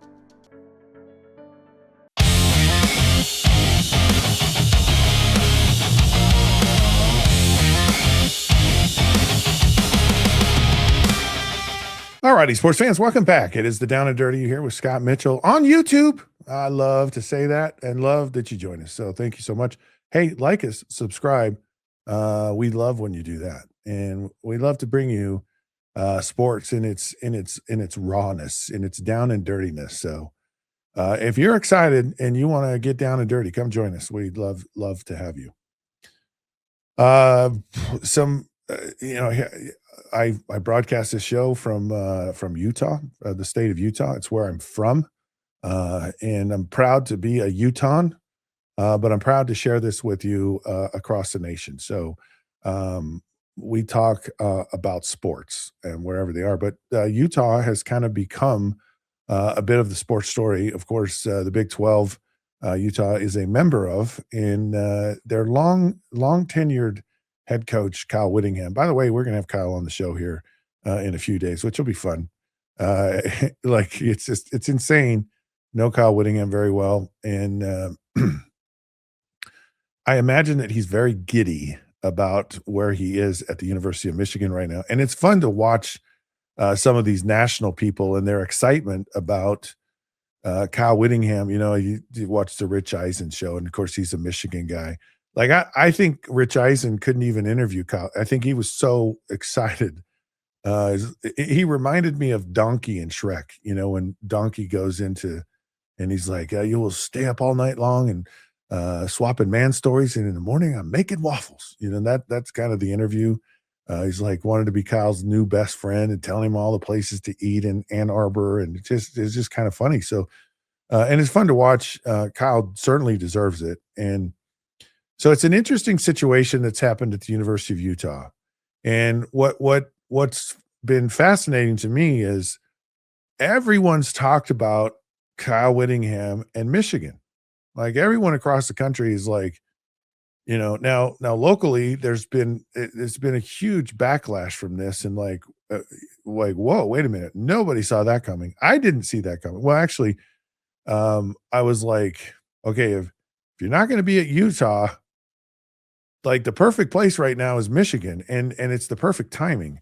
I think it had it happened sooner, I don't know that Kyle Whittingham would have been considered at Michigan. I don't know that Kyle was their first thought. I don't know that I don't think that's a knock on Kyle Whittingham or the University of Michigan or anyone.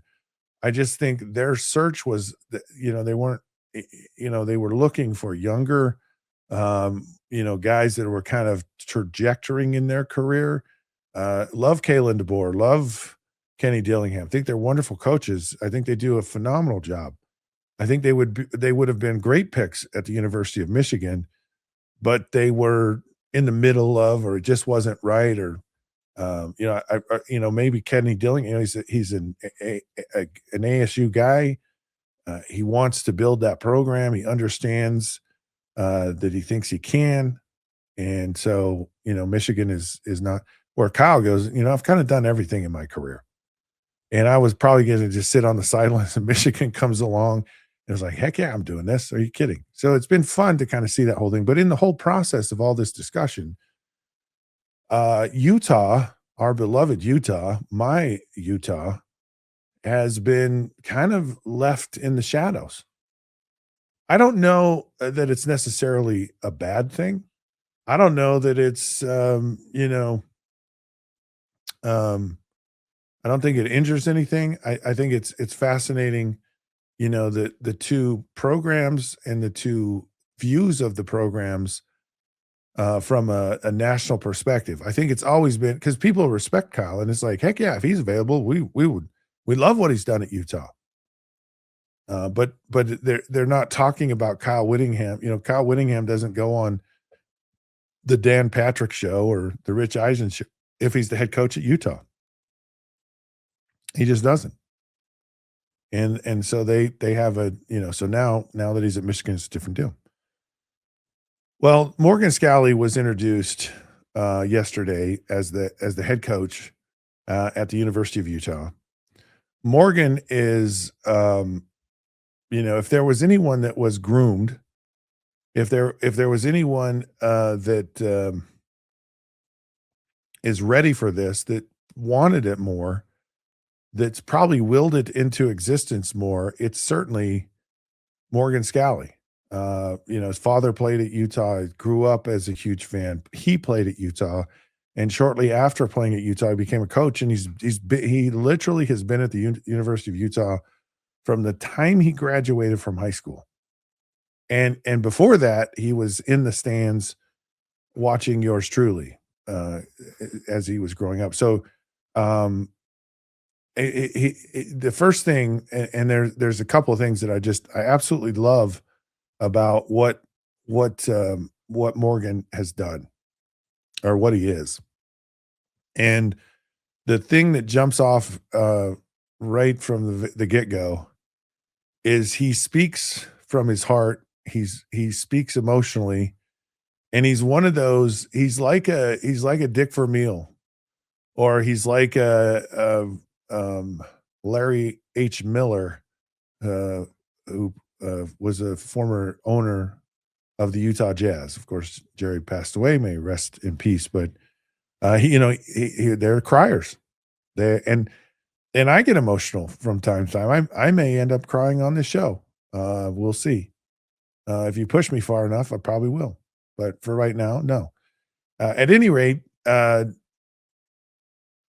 Morgan is emotional, and and for that, he becomes vulnerable. He becomes likable. He becomes authentic right from the get go. I don't think there's anything fake about Morgan, or you just get this sense that Morgan Scally is and so he's a very religious person. He has a kind of a code that he lives by that I respect. I love that he's that way. He understands culture. He understands. He's been well tutored, because at Utah, if you really want to win, now I don't know what the X factor is today. And the X factor is money. The X factor is, how many resources do you really have? Because it matters. And if you can, I think if you can get the resources to make you competitive, not to say, oh, we're going to go toe to toe with you, but we're going to get some guys. We're going to get some guys that we probably wouldn't have got before. We have a little bit of money here. And if that's the case at Utah, and you couple that with one of the things that they've done at Utah that I think is probably the best coaching job in the last 25 years, Kyle Whittingham took a lot less and made a lot more out of it. And he did it pretty much year in and year out. He didn't go to other places. He stayed committed to the program. Could have gone other places, and didn't. And he, because he liked the culture. He liked he understood that I can do very well here with less, and he did. And it was fun to watch. I've watched it intimately as the color analyst for Utah for the past 8-9 years. And you watch spring, and you watch how these players come in, and you watch new players come in, and they look just like the ones that left, and they play just like the ones that left. And it's like this factory of consistency and development. But then they also start getting depth, and the depth helped them when attrition happened. And so they stayed competitive, and that's how they ultimately won championships in the Pac-12. Went to 2 Rose Bowls, and to see that transformation happen. And it wasn't just Kyle alone. There are a lot of foundational things that led up to where Utah was, but it's a great study for anyone who watches college football, who has a program that's fairly competitive, but how do you take it to that next level? So if you could couple in this where you have this development mentality, you have this culture of family mentality, and you might keep some guys on your team.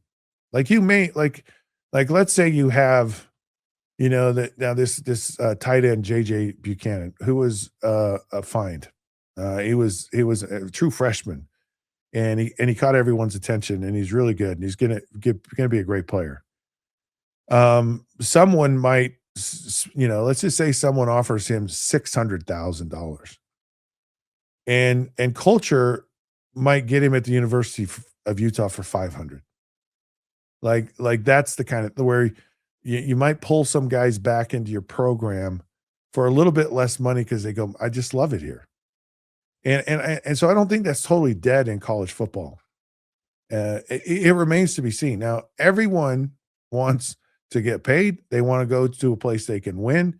and they want to go to a place that they can get to the next level. And probably the next level, I think, for a lot of players is number one.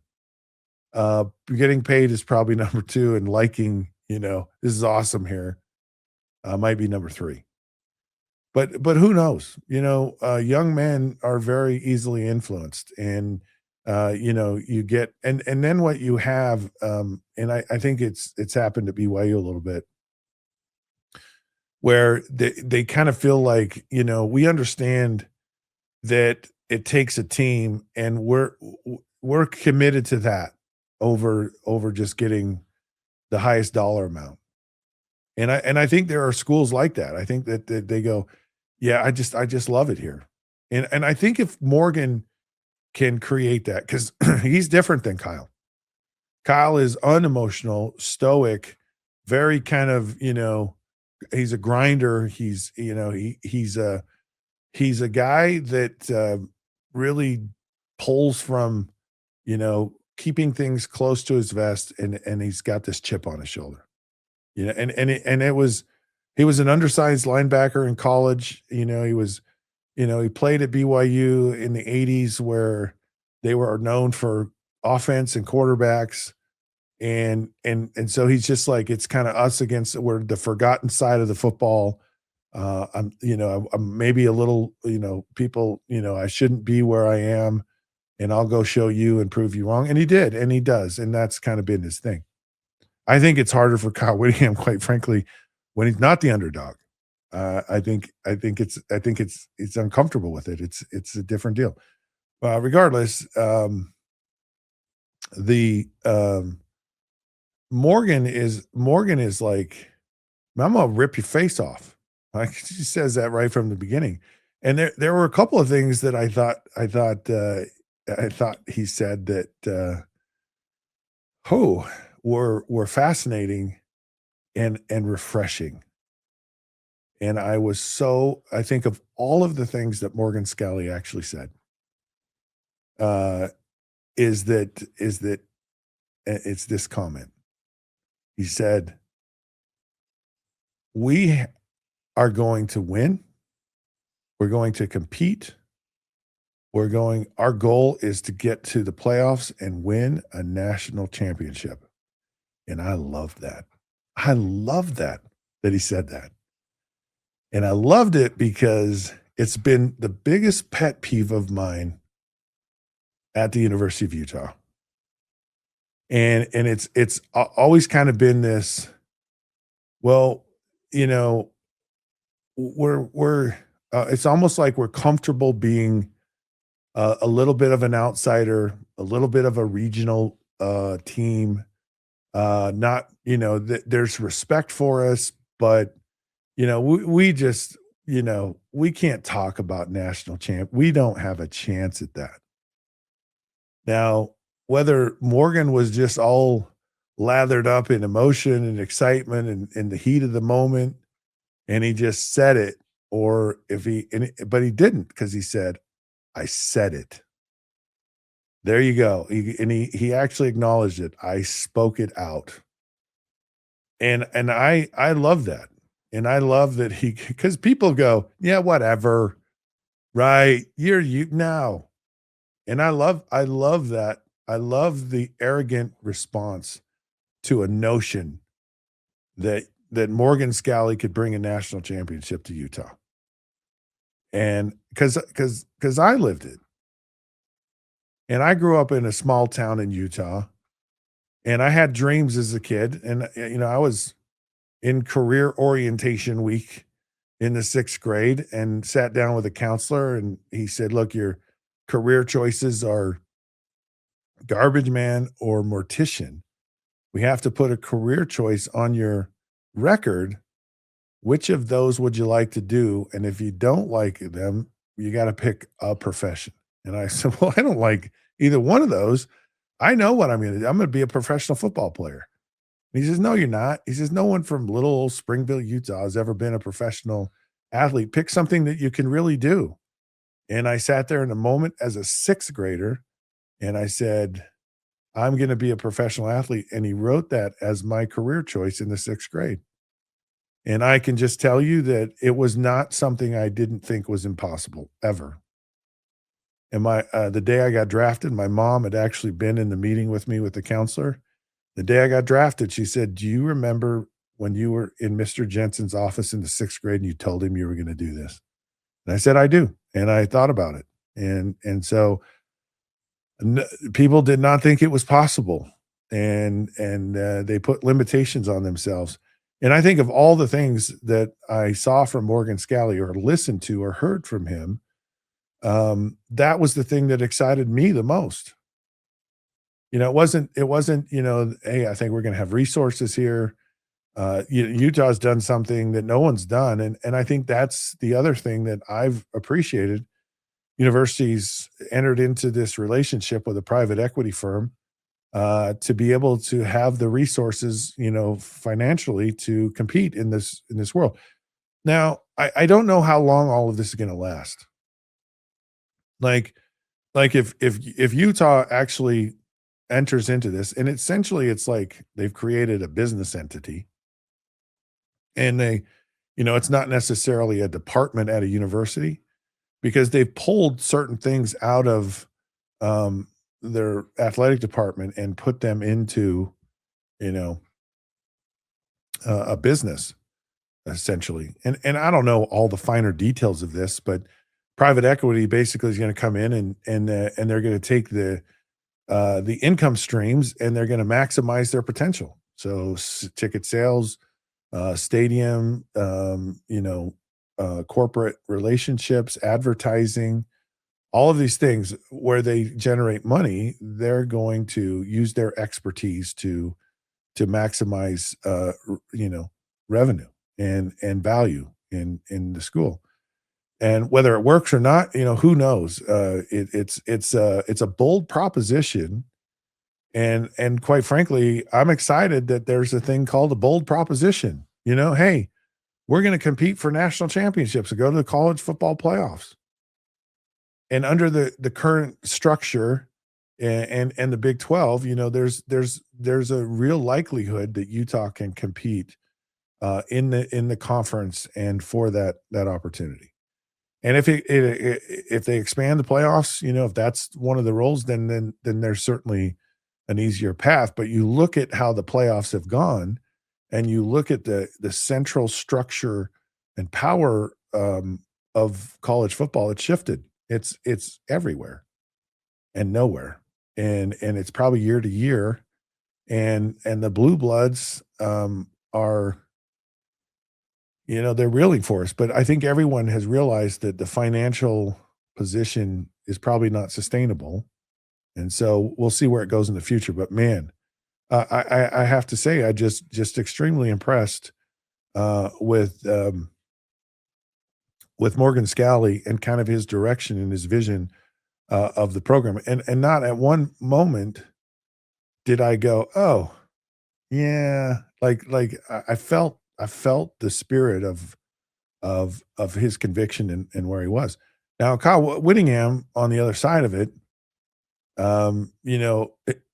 he's elated. He's over the moon. I think he's going to do a tremendous job at Michigan, but of much different personality. And so it's going to be fascinating to kind of watch these two people who are so closely tied for so many years. And there was a division there. And I don't even, people want to speculate, was he forced out? Wasn't he forced out? It's like he clearly was going to retire at some point. And everyone knew it. They had a coach waiting, which is really weird and awkward, but it was what it was. And so I really think that it's just going to be a fascinating thing to watch. All right. Gosh, there's so much I want to talk about today. I really do.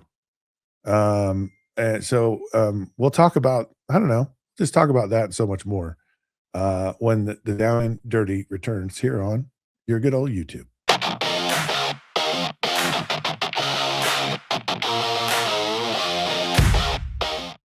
For 75 years, Nalgene Outdoor has been your trusted companion, fueling adventures and helping protect the planet. We're committed to reducing waste, improving access to clean water, and providing simple, safe, and sustainable products for you and your family. No gimmicks, just durable, well-designed bottles built to last. Join us on our mission to amplify life, not complicate it. Because at Nalgene, what goes into our bottles matters as much as the adventures they fuel. Explore more at nalgene.com. That's NALGENE.com. I know you're gonna love this Kodak Dot Plus printer. You guys just connect it to your smartphone and then you're gonna use the Kodak Photo Print app. It's going to print you a 4x6 photo. I am just in awe. I love how these turned out. Also, the printer comes with a free cartridge of 10 photo sheets.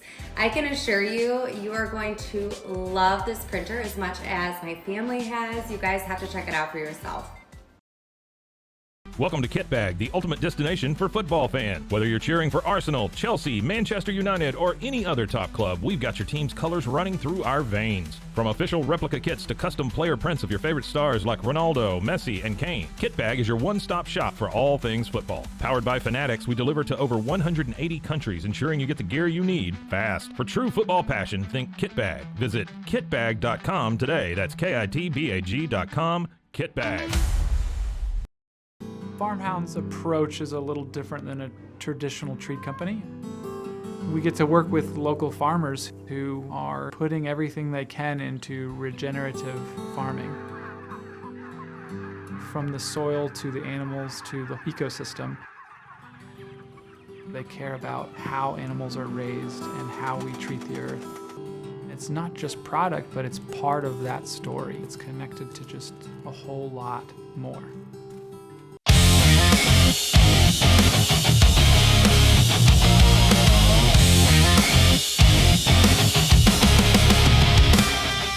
Hey, welcome back to the Down and Dirty. I'm Scott Mitchell, of course, your host. So glad you could join us. So glad you could be a part of my day, and I could be a part of yours as well. I really appreciate it. I really do. We have a lot of fun on this show. Hope you enjoy the show. Make sure to subscribe and do all that fun stuff that we love to do. And it's kind of part of our life right now. Now, I do some driving from time to time, and I've actually found out that, I love to listen to shows like this when I drive. So if you get in your car and you drive around, or if you're just about your day or night, or, we like to peruse social media and all that fun stuff. So hope you can peruse through some of the things that we do here on the Down and Dirty. Very interesting things going on. Of course, we got the college football playoffs started. NFL playoffs are getting ready to start. And Martin, I want to talk a little bit about the NFL playoffs and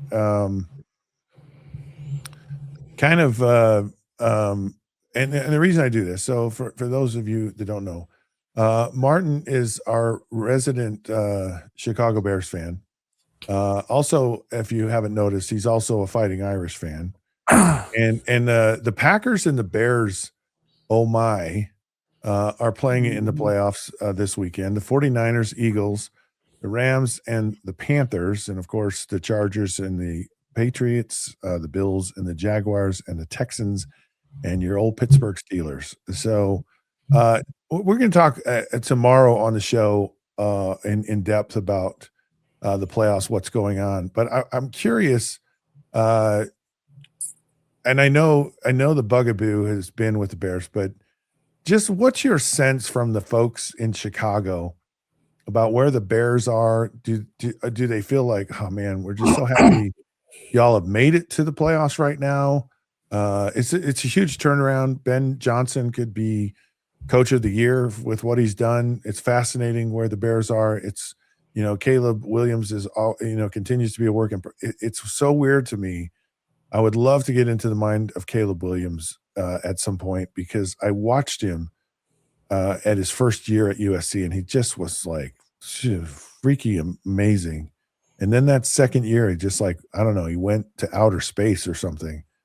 And he kind of took some of those habits with him into the NFL. And But and it looks like he's kind of getting rid of him. Anyways, sorry to go on with this, but where are the Bears, dude?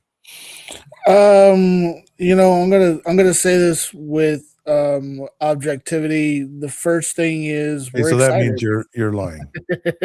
No, There's no objectivity to you as it relates to the Bears. we're So people excited. are I excited. mean, yeah, I mean to go from 5 wins to 11 wins, a +6 win margin. The obvious old saying, "Worst to first." How many teams have we seen do that in the NFL? It's exciting. It honestly is for the Bears to be legitimately good. Obviously, the last time the Bears were legitimately good was 2018.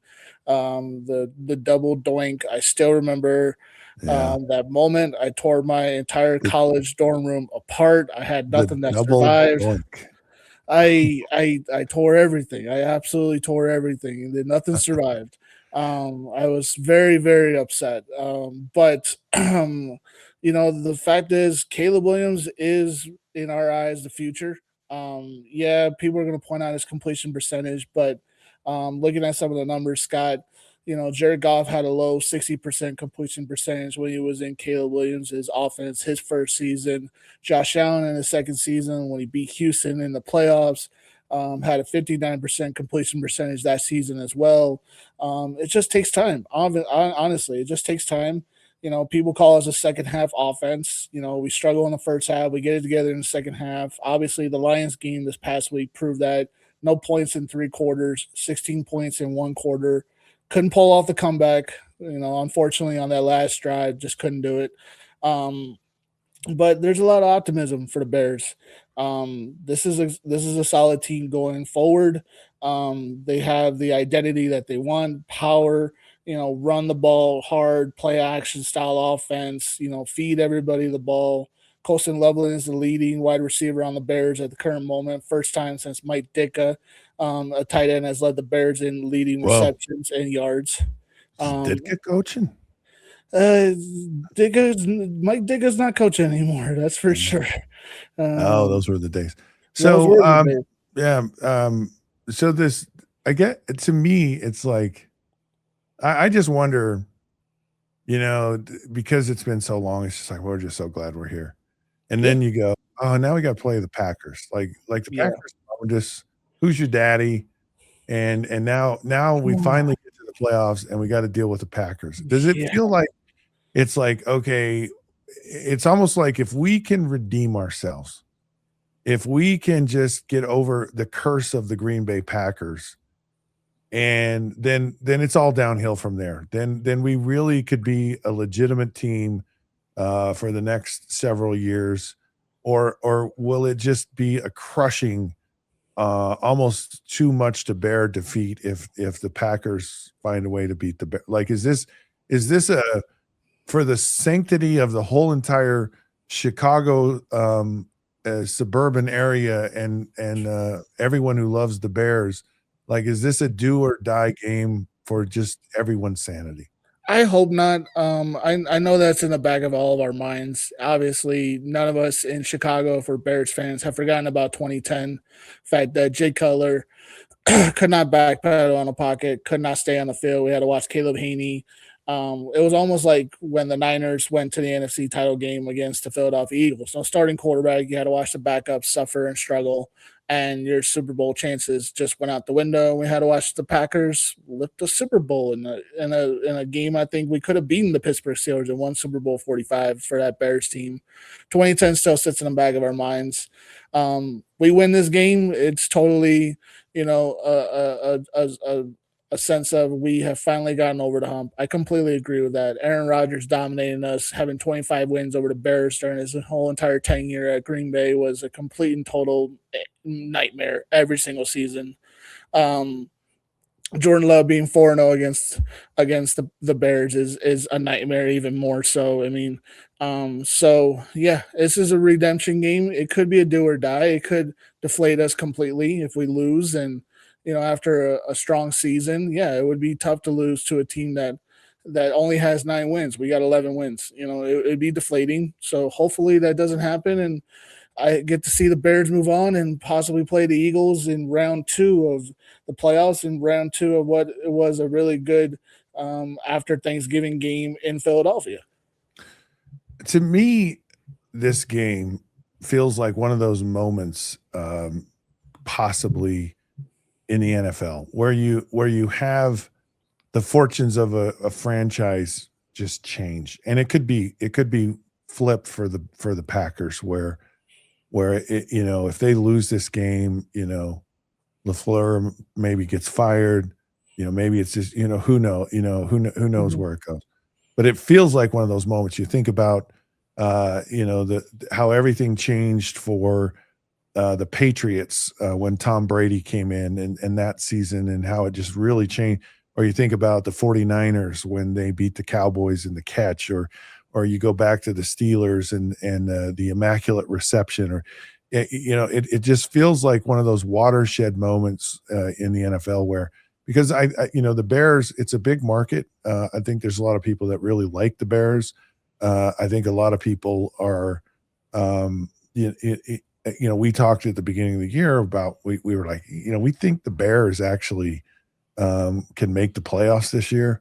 And it's been fascinating to see what Ben Johnson has done there, and where this team might go. But it feels like, I think of all of the games that are happening this week, and maybe it's maybe it's because there are some new faces, and the Bears are a new face in the playoffs, and even Green Bay, I think, I mean, they've been in there the last couple of years, but there's just some, Jacksonville Jaguars, and there's some teams in here that it looks like they could really make a run. So it's very interesting. It's fun to get your perspective, because you wear it on your sleeve as it relates to the Bears. So I love it. I love that you remember every play, every moment, and every season. So, all right. Hey folks, that's going to be it for us today. So glad you could join us. It's been a lot of fun. This is our first YouTube episode. We're excited about it. Feels good. And we're just going to keep bringing it to you every single day. So for now, the Down and Dirty is done. But until then, we'll see you then.